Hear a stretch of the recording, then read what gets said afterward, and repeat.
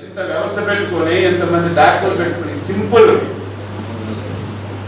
నాకెందుకు బాగా reference రాస్తామనుకోండి, patient ఏమంటాడు ఇక్కడ ఫెసిలిటీ లేదు, నా ఆరోగ్యం పోతుంది, నా హెల్త్ పోతుంది, చచ్చిపోతుంది అని చెప్పి శ్రీకాకుళం తెస్తాడు. ఎక్కడికి తెస్తే అది గవర్నమెంట్ నుంచి అయినా ప్రైవేట్ నుంచి అయినా డాక్టర్ల నుంచి అయినా హాస్పిటల్ అనేది మోస్ట్ ఇంపార్టెంట్. మనం చేయవలసిన బాధ్యత ఏదో గాలికి వచ్చి గాలికి వెళ్ళిపోతానంటే జరగదు. నేను చాలా సిస్టమేటిక్ ఉంటాను.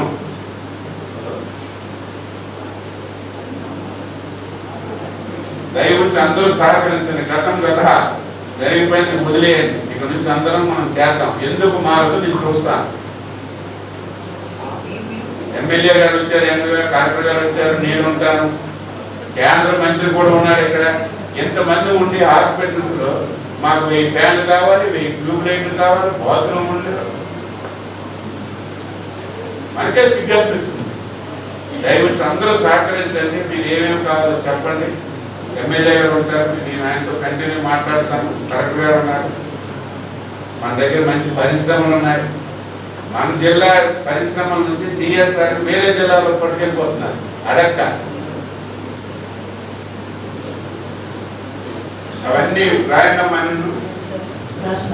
ఇవన్నీ మీ ట్యూబ్ లైన్ చూడడానికి ఇక్కడ ఏ వ్యవస్థ పనిచేస్తున్నారు కనీసం చెప్పాలి కదా. ఎవడో పెద్ద డబ్బు కలవాడు దాకుంటే హాస్పిటల్ 10 ఫ్యాన్లు ఇవ్వమంటే ఎందుకు ఎవరు?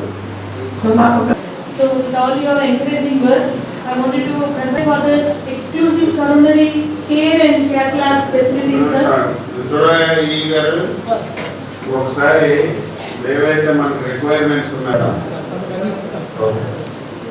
పర్స్ ఒకటి మీకు చెప్పాను, అది ఒకటి ఇవ్వండి. గిఫ్ట్ ఒకటి ఇమీడియట్ గా డిక్లేర్ చేయించండి. తర్వాత మనకి మరుగు నీటి కేంద్రం ఉంది, అది పనిచేస్తుందా లేదా చూడండి, చెప్పండి. ఎవరు వస్తున్నారు? అది పనిచేస్తుందా?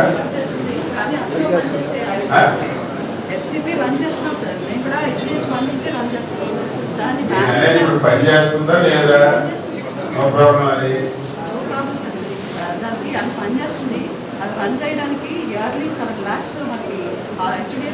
ఏమ్మా మీకు అసలు అర్థం అవుతుందా? ఒకసారి చూడు, పనిచేస్తుందా చూసినా చెప్పారు.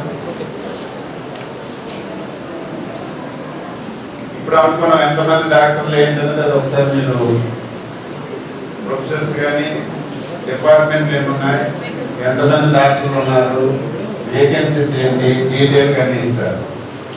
శానిటేషన్ చెప్పారు, ఇప్పుడు అది కూడా రెక్టిఫై చేసుకోవాలి. సెక్యూరిటీ కూడా చెప్పాం, అది కూడా మాట్లాడాలి. క్యాంటీన్ కూడా చెప్పాం, అది కూడా ఎవరు చూసినా ఒకసారి అది ఒకసారి వెరిఫై చేద్దాం. అది క్వాలిటీ ఉందో లేదు చూస్తున్నారు. ఇవి కాకుండా ఇంకేమైనా అవుట్ సోర్సింగ్ ఏజెన్సీలు ఉన్నాయా?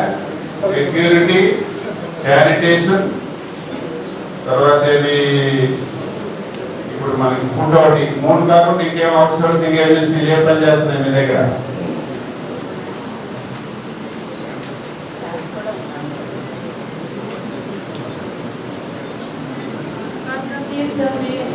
నాకు తెలిసి 3 ఏజెన్సీలు కాకుండా ఇంకేమైనా ఏజెన్సీలు మన హాస్పిటల్లో కానీ కాలేజీలో కానీ పనిచేస్తున్నాయా?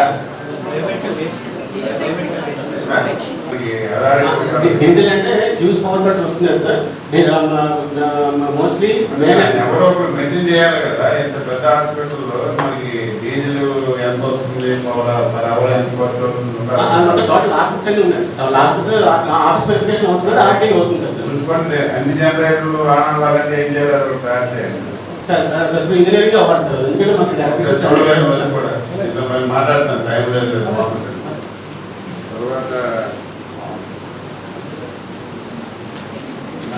పేషెంట్స్ దగ్గర ఎవరైనా డబ్బులు తీసుకున్నట్టు ఇమీడియట్ గా యాక్షన్ తీసుకున్నాం.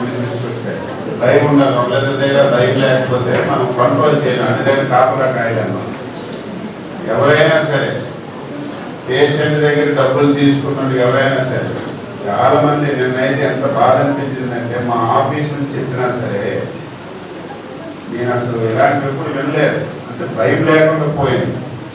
ఎవరో ఒకరు చనిపోతే పోస్ట్ మార్టం చేయమంటే 1500 రూపాయలు ఇక్కడ పెడితే పోస్ట్ మార్టం చేస్తామన్నారు. నిన్న లేదు, మనం పూర్తి చేసుకుంటాం.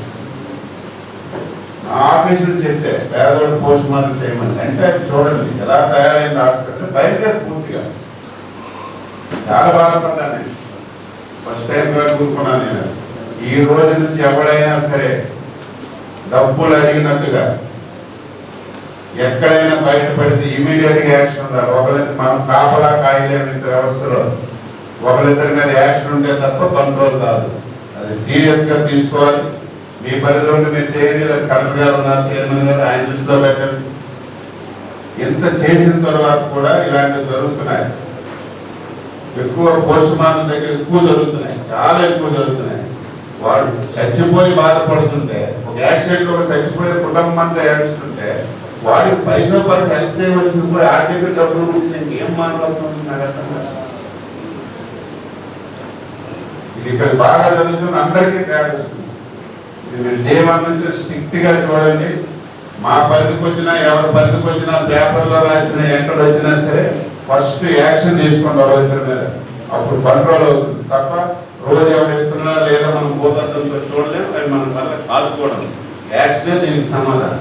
అది స్ట్రిక్ట్ గా అమలు చేయండి.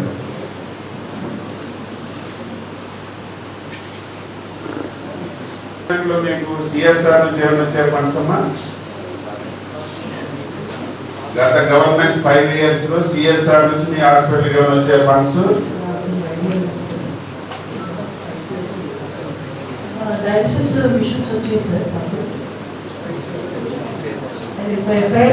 సార్ అది కూడా మీరు ఇప్పుడు చెప్పలేకపోతే అది కూడా లాస్ట్ 5 years ఎవరెవరు ఇచ్చారు సిఎస్ఆర్ లో దేనికి ఖర్చు పెట్టారు అది కూడా ఇన్ఫర్మేషన్ ఒకటి స్టడీ చేసుకున్నారు.